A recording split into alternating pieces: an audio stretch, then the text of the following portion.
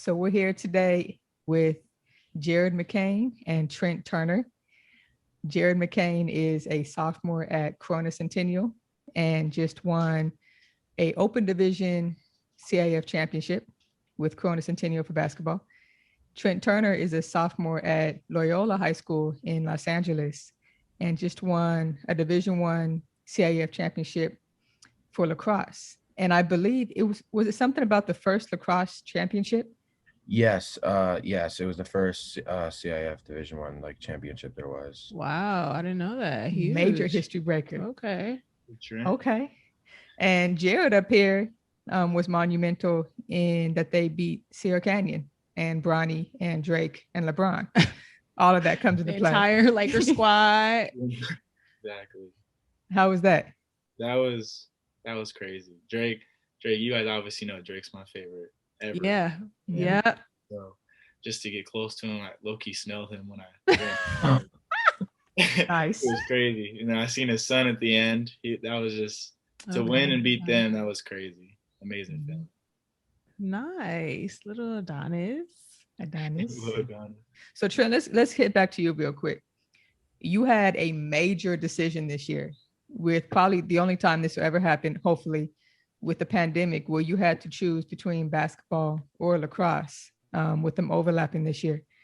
Take us through that decision, and obviously it worked out well for you, but take us through that decision. Yeah, well, so at first I didn't think there was going to be a season for any sport, to be honest. I thought sophomore year was kind of going to be just like a year for me to try to get keep my grades up, have as much as a social life as I can. Mm-hmm. And so I thought it was gonna be no year of sports. And then I started hearing some rumors, some of the news outlets saying, oh, maybe this, maybe that. And then I was kind of getting a little bit more hope. And then I was able to start to talk to my coaches about a season actually happening. And then I realized when CIF came out with the updated schedule for the seasons and stuff, they were right on top of each other. So that was an extreme heartbreaker. So at the end of the day, I kind of just chose what my heart kind of just chose what it wanted to do. And my heart told me to stick with the lacrosse route. There's some feeling that told me that this was going to be a winning year for us. And I still I really wanted to play basketball, but I don't know, just the environment around the lacrosse team was really there. And that's, I think, what made me decide to play lacrosse. That was a good decision. Yeah, absolutely. Yeah. Jared, let's bounce back to you. So you, last year as a freshman, chose Corona Centennial, a path that not many people had chosen yet. The Mater Deis, the Sierra Canyons, all those schools are big on the map. And you said, nah, I'm going out to Corona. Why? Mm-hmm. What happened? Well, back to 8th grade, I was gonna go to Mater Dei. That was the plan all along. We were just trying to find a place, but knowing that Devin was gonna be there and we didn't know he was gonna reclass, I would basically kind of have to wait a while. And with the coaching, I just didn't really know my place there. Mm-hmm. So when I was playing with Compton Magic, Topi was a big part of me going to Corona Centennial. He put me on Centennial a while ago, and then I met Coach Giles, and he seemed cool, so I just went for it. Okay, wow. And great decision. Yeah. Giles seems incredible. He had some of the clutchest timeouts in that championship game. Ever. That was crazy. We had 2 turnovers. Man, I was writing down okay, call a timeout when there's a turnover. Okay, I got it. Let me take this in. Okay, no, he was clutch. Yeah, Giles is my guy. He's big influence on my game. He's helped me in so many ways. That's my guy. I like that, Giles. And since then, it's been kind of a rush to get to Centennial. You kind of created this face at Centennial. I mean, you came through in your first game in Vegas, knocking down 11 threes. And then it's ever since then, people are like, I want to come to Corona too. Mm-hmm. Yeah. How's that been?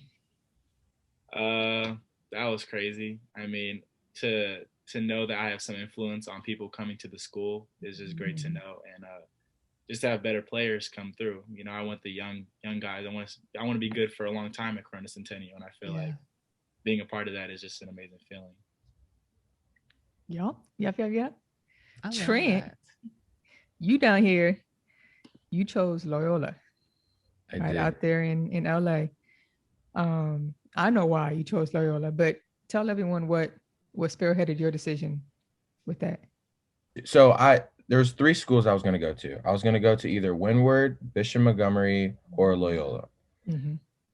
Windward, it's a great school. I love the campus and stuff like that, but there's no lacrosse team. So that was kind of a minus for that school. So, and then Loyola, my parents really wanted me to go to Loyola because it's a great environment. They have great education there, a good basketball program, a good lacrosse program. I was like locked in to go to Bishop Montgomery. I went to like the summer events and all that, like right before my first year of high school. And at the last second, my mom called me and was like, "You're now a Loyola Cub." And I'm like, "What?" Mom come through. I thought I was about to go to Bishop Montgomery. And she was like, "No, like you're gonna be a Loyola Cub. I'm so excited for you, blah, blah, blah." And I guess something switched up and she was able to get me in, and it was one of the best decisions that ever happened. And God made that decision that was the right path for me, and it all worked out in the end. I love that. The come together moment, the family. So let's talk about the family support since you tapped into that. You guys have gained a lot of success in a short amount of time. I can say the average high school path is probably not what you guys have experienced. So you guys you're above average. So what has that family support been like? For how crucial has it been to your success? Well, my mom is like one of the most like supportive people in my life. She's definitely my number one supporter. Not to bash my dad. He's we know Pops is in there. He's in there, but my mom does so much for me, and I just can't thank her enough. We've gone through a lot of like tough things when it comes to the pandemic and being a 2-sport varsity athlete, and having a really tough education life too, because Loyola is pretty top tier when it comes to education and pretty vigorous. So she's helped me through all of that. I don't think I would be able to do it without my mom or my dad. So yeah. Nice. What about you, Jared? For me, I mean, my mom, obviously, she drives me everywhere. I mean, we go to 1 hour and 30 just for a workout. So I can't thank her enough. And I can't wait to repay both my parents, because my dad's always flying. He's got to do his job. So, yeah. And I also got to thank my brother. You know, he's a big part of my success and my journey, because he's always rebounding for me. Anytime I want to go to the gym early, he's up with me, never says no. So my brother's actually a really big part of my journey too. Jace is all the way in for you. Oh yeah. Yeah. And your mom's like the most famous TikTok side mom. She is. I love her. Her moves on point. She always on there. Yeah, can we redo that one? She's always. Oh my God. Wait, hold on, Jared. Did you know she had that in her? Or were you just like one day like, Mom, let's hop on TikTok? I mean, no, I didn't know she had that. She was holding back. Yeah, I kind of asked her, I was like, you want to do this? And she was like, oh yeah, I'll learn it. But then she hates me on camera. So she had to make sure she looked good. She was like fixing her hair in the all camera. the time. Yes. Especially that long camera angle, you know, it all got to look good. Exactly. Yeah. But I was very surprised when she was out there dancing. I don't know what was going on really. Yeah. Shay told us like, y'all got to check out Jared's TikTok. Like him and his mom be on there. And we're like, okay. I watched one video and I think 1.5 hours later, I'd watched all of them. Like what in the world? Yeah. Gina getting it. Are you okay being the co-star on your TikTok page? It's tough knowing that it's my account and I'm the co-star. But you got to fight through it. It's your mom, so you got to let it happen sometimes. Yeah. I mean, she doing it. And I bet your mama get on. I Or your mean, pops. I gotta know. Right. I could call her and say you're interested. I'm sure she'd have no problem hopping on and breaking out some moves, but I've never entertained that to her. Breaking out some moves. Well, there's always time. Yeah. Okay. Let's tap into the season. Let's go into the season real quick. Yeah. So we're gonna go start to finish, both of you guys. All right. Obviously, pandemic season. All right. So I know there's struggles and challenges and obstacles, and Trent, you touched on it a little bit already. But for both of you guys, what was that season like? We never experienced a pandemic season. No. You know, there's no way to prepare somebody for that. Yeah. Right. I can start. Well, so it was really interesting because at first we started with like Zoom workouts. So like everyone, because no one is allowed to come to campus. So we would just hop on Zooms, do like lifts at like 6 a.m. before our 8:30 online school. And then he'd send us like a wall ball workout. A wall ball is basically like you have your stick and you throw the ball against the wall, and it like helps you like improve your stick skills. Okay. And so he'd send us workouts like for every week, and we'd have to report times back to him. So that's just kind of how we did it when there was full on restrictions and we couldn't even go to campus. And then things started to loosen up a little bit more, and we had to break our teams up into different pods. So basically one pod would go to campus on this day. This pod would go to campus another day. So basically we just go to campus like 1 or 2 days a week with your pod. And in your pod, when you're on campus practicing, you'd have to stay 6 feet apart.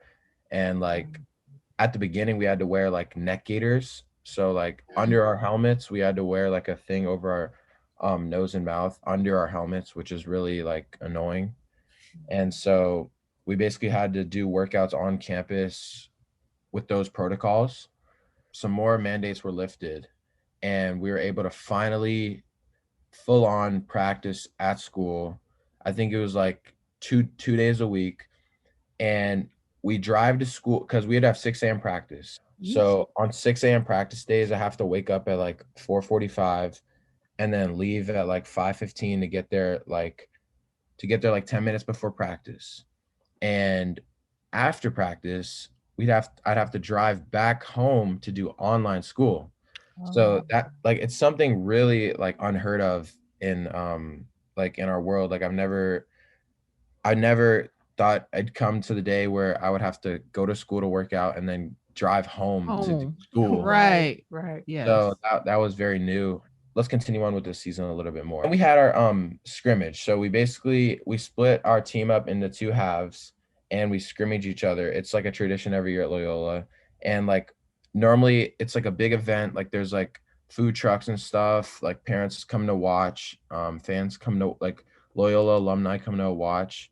But this year there was no fans. We played in front of 0 people. We played like a silent game of lacrosse. And I think that's like the first game, like athletic event that I've ever played in with no one watching in person. So that was a really like life-changing experience for me. And we had our first game of the season, and they finally allowed two people per player. So a mom, like basically your mom and your dad. And so basically if you had siblings, they weren't even allowed to come to the game. So there's 2 people per like player. And we won our first game, and that was really exciting because it was like the first athletic event that's happened in like months. So it was like a proud moment for everybody.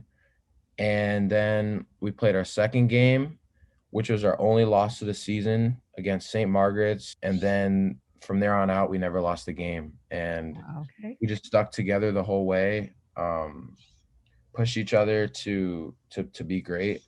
And the results ended up showing how we wanted them to show. Absolutely. Love that.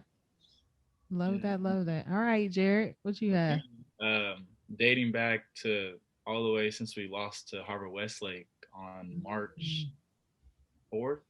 It was in early March, and right before the pandemic hit. And then right after that, I have a paper on my wall. I got my goals right here that I wanted a CIF championship. And we started, after the pandemic hit, we had started sending workouts. Like I was the one that was just sending like supersets and just sending workouts for the people to do strength and conditioning. And there was literally nothing open. So me and Jace would just go to the park and shoot outside with the wind, which is probably the worst. Yep.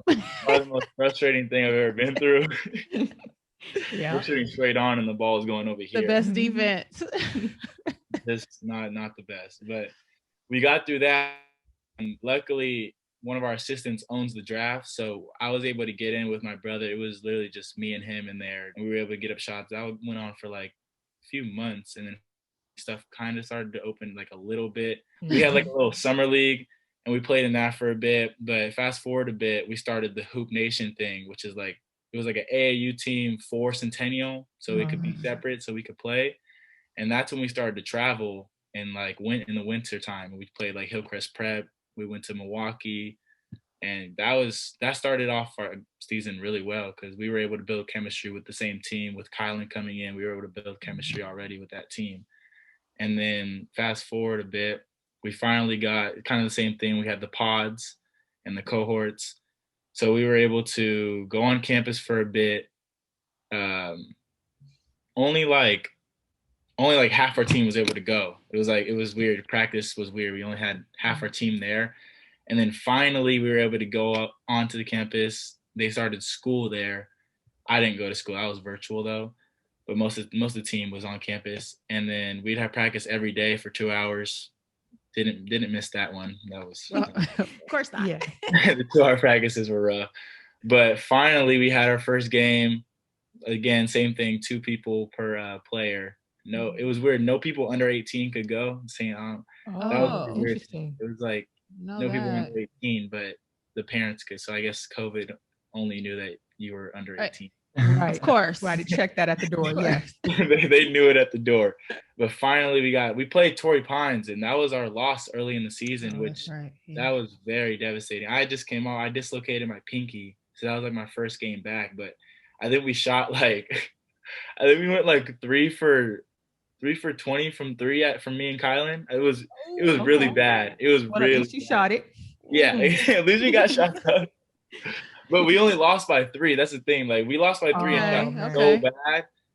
And so yeah, that was so devastating because that was like the first big game we had and we lost. So it was like from that point on, we knew we had to get right. So we just kept winning, and then that was just league. We kept playing, and then we played at the Extravaganza against Capo Valley, I believe, and they were pretty good, but we were better. And then finally playoffs hit, and Kylan, he had to go to USA for the mini camp. So we missed him for our first game against Harvard Westlake. So he thought, I mean, obviously we all thought we were gonna win, but that game was personal for most of us, and that was very personal for me because I had it written down, I had it checked off on my calendar for a while, but we lost that game, and that was one of the most devastating losses I've ever had, I think, in my life, because I'd worked so hard up to that point, and then just to lose the first game, it was like I called Coach Giles at Sunday night before we played Damien on Monday, and I called him and I was like, I have no motivation to play right. Like I can't find motivation right now because like it seemed like Harvard West, like all they had to do was win one more game and they made it. Oh, wow. And so like it was up to them to win. We couldn't make it unless they lost. So once we played Damien, he talked to me and he told me like we still have a chance. So we gotta do our part just so if it happens that we can go. So we played Damien, Kylan was back, we beat them. Then the next night, I believe, Harvard Westlake played Mater Dei, and they had to lose that game. And luckily, Mater Dei pulled that out. I don't know how. I really don't know. And then after that, we played, I think Friday, we played Mater Dei. throughout that game, it was close a little bit, but we pulled out and we were up. And I remember coming out the game, me, Kylan, and Donnie came out the game, and I had asked Giles' wife, what's the score of the Damien and Harvard Westlake game? Because Oh, wow. Harvard Westlake had to lose that for us to go to the championship. And I remember Harvard Westlake was up by 7 with like 4 minutes, and I was so scared. I was so scared. Like, we had a whole game going on, but like I was more terrified. Yeah, I was terrified. So our game ends. We go in the locker room, and we're watching the game on the phone, and our parents are in the gym watching the game on their phone. Oh, wow. Everyone's gathered around, like, and all of a sudden we see Damien. They were still up by 7. Harvard Westlake up by 7. Then Damien hit 3, and then they got a turn. Harvard Westlake turned it over, and then everything happened to go in our favor, and Harvard Westlake ended up losing, and that put us in the championship. So Oh, wow. that we had a Baller Visions was in our locker room when we found out we won, and we ran out of the gym. I had no shoes on. I was sliding everywhere. I mean, I wasn't finished, but it was an amazing feeling just to know we got to the championship. And No, you were going. Wow. so once we knew we were in that, we knew we had to refocus. We had a game. Our championship was, I think, the next Friday. So we had a week to prepare. We had 2 days off, and then we came back Monday morning with the 2-hour practices. But it was more motivation to Get ready to for win. those. Yeah, more motivation to win because we were in the championship. So I had watched 4 games of their film. I was for sure ready. We already knew our matchups, so my matchup was the shooter. So I knew I had to. He's a difference maker if he gets hot. So I knew I had to contain him. But preparing that game, it was so fun to prepare for that game. Like, even though the game hadn't started, it was so fun just to know, like, all the alum came back and we were playing, like, they would match up, like, someone was Amari, like Paris was like Ramel. It was like we had to match up with people. So yeah, it was super fun to prepare for that. And then game time came around, and I remember walking in the gym. So we got to the gym early, and Sierra Kane, their athletic director, said, "You guys can't go on the court." They told us we can't go on the court to shoot. We walk in, we're ready to go shoot, and the athletic director goes, "Oh, no. There's a reason why it's home court advantage." Oh, okay. And That's fine. Giles was so Get mad. out of here. That's Giles fine. was so mad. Like, I've never seen him more mad at something another person said other than I was. He was so mad. And so we had to wait in our locker room for like 20 minutes just to go on the court. And then finally they let us on the court. We got prepared. People started to come in. Then we went back. Game starts. We're warming up. We go sit down, and I see Drake and LeBron walk in. And I go, It got real fast. I start scratching my head, doing some random stuff. And then they announced the starters, and I come out and I'm just smiling. I'm just looking at Drake and smiling. Like, there's a video. I'm just like, they announced my name, like starting guard 24, Jared McCain. I'm coming out. I'm just looking at him smiling. I'm right before the biggest game of my life. I'm over here grinning. But Stop being a fan, Jared. I couldn't. Right? I couldn't. And then What's like he said, when your idols become your rivals. Hello. Exactly what he said. Yeah. Exactly. But I did not want that to happen. Drake's supposed to be on my side, but He just doesn't know it yet. He been clapping you one time. Who knows? He doesn't know. So the game starts, and I just went to work. You know what I'm saying? That's it. Within the game, and we pulled that out. And that was one of probably the best experiences in my life. Like, celebrating and knowing all that hard work finally paid off. Yeah. Take us through that moment, both of y'all, when you knew, like, I'm a champ, like this just happened. Take me through that moment. Y'all go first. It really didn't hit me right away. It was like the last buzzer went off. I kind of just like threw my arms up like this.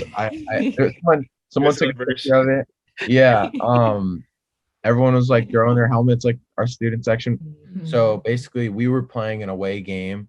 Their stands were like completely packed out. Like their student section was like, I heard my name like 100 times. Like I don't know, they were like saying some like whack stuff about me. I Oh already yeah, I'm sure. Uh-huh. and but yeah, back to the question. When the final buzzer went off, I was celebrating, like our students ran on the field, but it just didn't quite hit me until like days after. Like it was like, I don't know, like it was such like a big accomplishment, and like it took a while to take in, and it was definitely worth all that hard work we put in leading up to that moment. And my parents were proud. My parents were definitely proud because we always do something called the triple L after we have any game. Like if we win or lose, we go over to the sideline and like we like do this chant in front of our parents. And we did that chant after the championship game, after the win. And I went up to my parents and like said what's up, and like people supporting me. So that was really cool. So yeah, that was an amazing moment, and I wasn't able to take it in within that 30 minutes after the game. It took a while. Had to sink in a little Yeah. bit. Yeah. For me, when there was like, I think they had came down and shot a stupid 3, Mhm. and we got the rebound, and there was like 20 seconds left, and I think, well, after all those timeouts, after all those turnovers, Right. all those timeouts, that Six we're man getting- on the court here. yeah, we're going back and forth from timeout to on the court. After all that, they came down, shot a 3, we got the rebound, and it hit me right then. I knew we were gonna win that game. They stopped fouling, and I remember I was like, I didn't know what to do. I was like the most happy I've ever been in my life. The buzzer hit, and my first instinct was like, okay, do I go get a picture with Drake right now? Is bro gonna be too mad? I had to make a decision to celebrate or go get a picture, and he had Oh, left man. so quickly. So I ended up just celebrating, which is fine, but kind of sad I didn't get the picture. But we We celebrated. can tag him in the show and let him know that you still like that photo. Exactly. Yeah, I'll tag him in the show for sure. Hopefully he sees that. But yeah, we won, and I looked at Kylan and I looked at Donnie, and we all know we won. My first thing, I had visions of this. You know, I meditate, so I like to manifest stuff. So I had visions of hugging Coach Giles right after the win. Yeah. And there's a picture Yeah. right after of me hugging Giles, and that's like one of my favorite pictures because I saw that picture, I had dreamed of that one. So that was an amazing feeling to have, and we had to do all those interviews and stuff. But after all that, it was crazy. And it. all the You have to alum were in the celebrate. locker room, so it was like we were all just celebrating. So yeah, that was an amazing feeling. So, Wow, you said something there, manifesting, Mhm. yeah. that a lot of kids don't do, Mhm. or they feel it's uncomfortable. Yeah. Uncomfortable. They don't know how to tap into that. And for both of you guys to have the success that you've had to see it first, right? To make it somewhat tangible. Talk about that. The manifesting, the vision. I had started meditating like off and on 8th grade, like when I was at ABA, but it was very like, you know, I couldn't really get into it like that. But starting my freshman year, I wasn't playing like well at all. Like it just wasn't me. Like I wasn't playing confident, wasn't playing to my abilities. And Giles came in and he actually put me onto this book right here, The Inner Game of Tennis. Yeah. And I started reading that, and that book, I mean, you could say it saved my life. Okay. Yeah. Okay. Feel like that. Yeah. I live by that book. I read it before every game. It's like I bring it everywhere. But then later on, I had got put onto this app called Brain Tap, and it's a meditation app, and it talks about just, you know, seeing what you want to happen, and it will happen. I have all my goals everywhere. Flip the camera right. Yep. Let's see it. Yeah. Yeah. Your vision boards, I like it. Yeah. Yep. So I wrote that in quarantine. So I just knew I had to manifest this, and just to know that it all comes together, and to get this right here. This is the one patch we need. Look at that. So yeah, manifesting, yeah, it's a big part of my success. And you know, I pray, I meditate. That's just, it works. So it's definitely an uncomfortable thing to have. You got to get used to it for sure. And it's something, you know, you don't really talk about it a lot with your friends. It's not really a topic. It's kind of weird to talk about, but once you get used to it, it's amazing, and it really can change how you live. Absolutely. Jared, let me see that patch again. I think I got the same one, but lacrosse symbol in the middle. That's For the my championship varsity patch. Yeah. Yeah.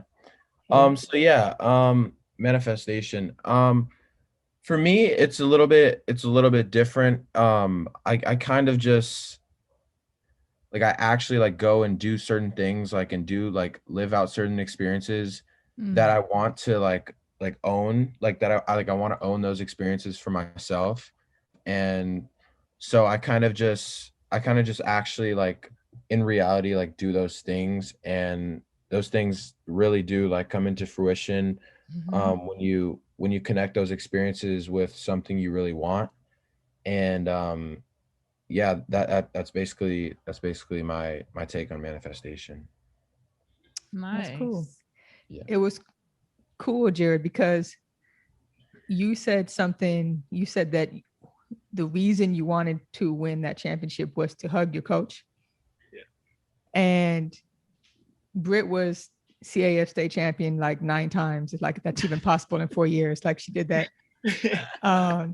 And for myself, when I was just a 3rd grader, a local high school where I was at started bringing me on board. And I saw that high school team win their first championship. And I saw one of those players run over and hug her dad. And starting in 3rd grade, I was like, that is the moment I want. I want a championship, not to win, but to hug my dad, who was my person in my journey. Yeah. So all through my journey, I'm thinking, I want a championship to hug my dad. And people be like, that's the weirdest reason to want a championship. Like, why do you always say that? And my junior and senior year, he became my coach, my high school coach. So that became my motivation, like, the man standing right here. We just have to get there. And my story, we went to the finals twice and lost 2 times. So I don't have that. We had the hug, but it's a different kind of hug, like, you okay kind of hug, but you okay? Just you say, yeah, it wasn't the hug I wanted, but your goal in that, I've never heard somebody else say that. Yeah, exactly. Yeah, living within that moment, essentially. Yeah, that's cool. That's cool. Wow. So you guys have this success. Let's talk about the sacrifice that goes into it, right? You guys are teenagers, popping, you know, social media, like, you got it going. You guys champions now. However, it takes a lot of work and sacrifice to gain the success that you have. Let's talk about it. I can go first. So maybe what a lot of people on the outside tend to think is that you do sacrifice a lot physically. That like, that's true. I'd say the main thing is just like the mental part. Like, I've sacrificed like so much like mental space to use for like a winning mindset and like a winning mentality. Like, I don't know, I almost feel like I'm like psycho or something like that. It's just like, I don't know, these past few months. Obsessive.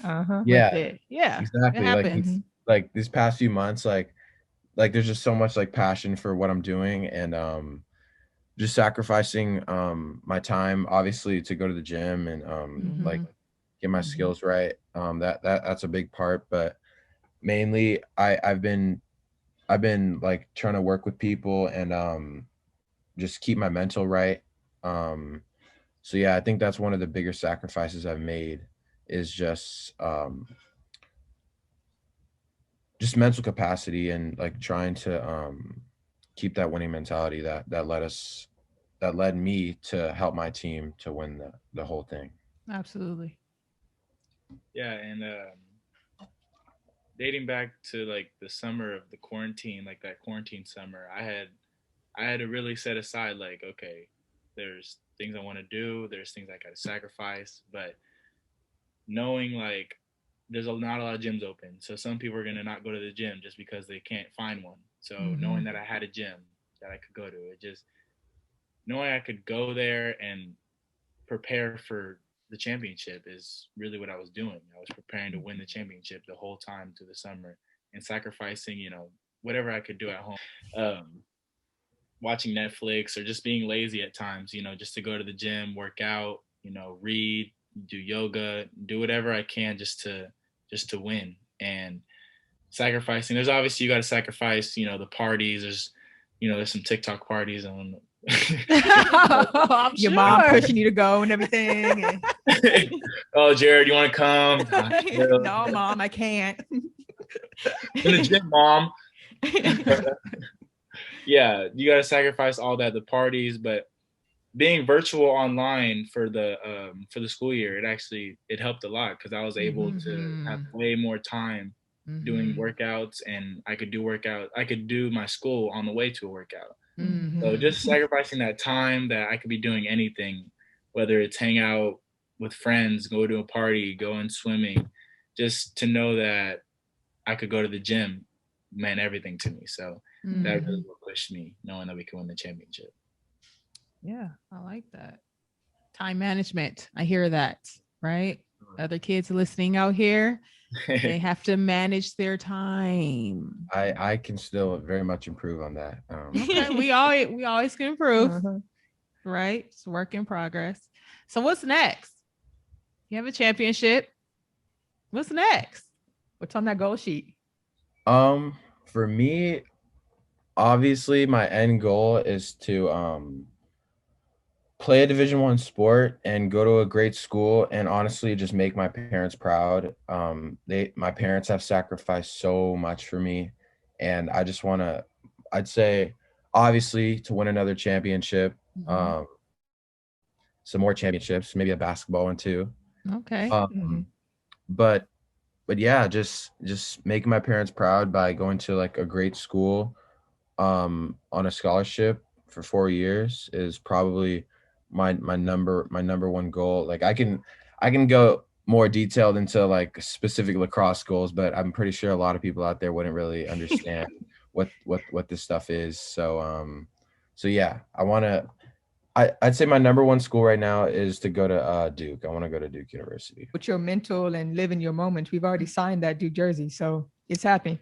Yeah. Did do that. I manifested that for sure. Yep. Yeah. One thing that a lot of people don't know about me is that I'd be really interested in like getting recruited to play Division I lacrosse, and then like walking on the basketball team and yes, remember that. Like having fun with the basketball team and this like I don't like not to like care if I like start or whatever, just like to have fun and stuff like that. So that would does that. Yeah. Are you okay with Shire? Yes, I am. I just saw that. I actually met him when I went to a camp at Duke like 2 summers ago. I met Coach Shire, and I also met Coach Schmitty and Coach K. So that was really cool. Okay. All right. So we'll go ahead and plan a trip to North Carolina in a couple of years. Yep. Yeah. Okay. So what's next for me? Right now, right under the CIF championship is the Peace Jam. I want to win Peace Jam at the LBL. So that's immediately right now. I want to get. I think we have a great team. I think our team's elite. We got Jalen Lewis, we got Kylan, Dusty. So we got a lot of players. So it's definitely possible. But that's my number one goal right now. And then obviously I want to go back-to-back rings. I feel like this year we didn't get the state championship, so people are gonna say like, oh, the team from NorCal could have won, but so I need the state championship ring. So solidify everything. It'll be in my hometown. It'll be in Sacramento for the state championship. Oh, game. that's right. Oh, Yeah, so that should be fun to win, have everyone come out that I know out there. So that's what's next right now for me. I want to get invited to all those camps, like the Elite 100 and stuff, the Top 100. I don't know if they're doing it this year because COVID or whatever, but those are the next things I want to do. Just make those teams and do those camps. Love it. And long-term goal? Long-term, League. offers are starting to come. Yeah, that's long-term. Long-term right now is for sure the league. Okay. That's all in God's plan. Just hoping, praying that happens. But college, that's gonna be a difficult decision for sure.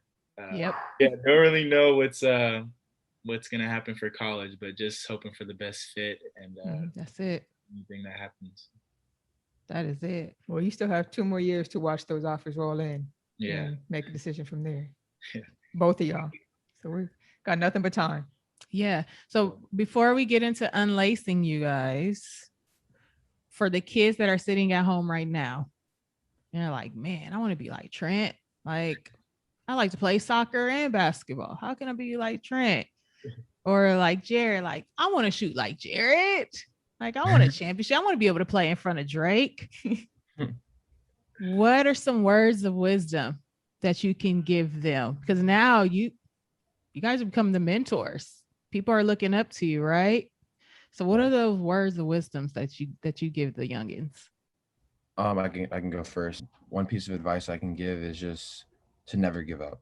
Like, I know like everyone says that, but like it's just like there's gonna be so many like battles and so many like rocky moments where you just want to give up and you think you're not gonna make it or things aren't gonna work out. But like truly, like God does have your back, and just keep going at what you're doing, at giving 110% effort. Just stay in the gym. Like you said, you have to sacrifice a lot of things to be great at what you do. And yeah, that's pretty much like my number one piece of advice I can give. Yep. For me, it's gonna it's gonna sound cliche or whatever, but you have to keep working. Like no matter what happens, like even if it's your senior year or whatever, you can't stop. Like as long as if your main goal is to get a Division I scholarship and you have until your senior year, why would you stop your sophomore year when you just because you're not starting on varsity, or just because if you're a junior and you're not starting on varsity, you got to keep going. I developed a work ethic kind of at my ABA year. I feel like that's where I started to really know that I need to work hard to achieve my goals. So working hard, staying in having a great support system around you that just wants you to succeed. Just keep working. Like it sounds so cliche, but you have to just keep working hard and just staying in the gym and doing what you do. Absolutely. Yeah. And there's one more thing I want to add on to what I was saying. Another big one I think is to just like never be satisfied. You can reach a goal and you're like, okay, great, like I made it, like that's it. Like no, there's a lot more. There's a lot more to do. There's a lot more work to get done. So I just say, like, understand that yes, you've won at what your goal was or achievement, but there's always something next to work for, and to just never be satisfied, because that's when people are going to start climbing above you. Once you get to that point where you feel like no one else can reach you. Absolutely. Great words. I know if I was still a youngin', I'd be like, I need to look up to Jared and Trent because they got the magic sauce. They're doing something right. I might look up to your mom just a little bit too. I do look up to Gina, girl. Yeah. Y'all would definitely be on the list. All right. You want to unlace them? Let's unlace y'all. All right. Here at Unlaced Project, we like to, after we unlace your story, we like to pinpoint it back to a shoe and a shoe story that kind of describes where you are right now and who you are. Your shoe isn't like one of the main go-getters, but the significance I think is going to be cool. So your shoe is the Jordan 6 black infrared. Yeah, black infrared, because that's the first shoe Michael Jordan won his the first championship Michael Jordan got wearing that shoe. So y'all, the first of many championships. All right, you guys have just begun. All right, so keep grinding. This is the shoe that got him there. Keep grinding. Yeah. That's right. The crazy Greatness. shoe. That's elite. That might be the original one right there. Do you guys have that shoe? I know. I see cracking and stuff. That's Yeah, that Yeah, might be the crack in the actual yellow. shoe. Yeah, that looks OD. Thank you for taking time, because time is of the essence, and it's one crucial thing that you can give people is your time. So we thank you. Thank you guys. I appreciate And it. we wish you guys well going forward. Keep pushing forward. That hard work, the consistency, the determination that it's going to take to accomplish the rest of your goals. Thank Right? you. I appreciate that. Yep. Appreciate you guys. I'm proud of you. Sure. I had a great time today. And we are Thank proud you. of you. If you need anything, you know where we at. Yeah, Will we do. can't wait to get back in gyms and start screaming for y'all. Yeah. Yeah. We are proud of you I'm from just- afar right now. Love it. All right. Well, we'll catch you guys back on the court and or the field. Yeah. All right. Have a good one. You too. Thank Bye, you. guys. Bye. Bye.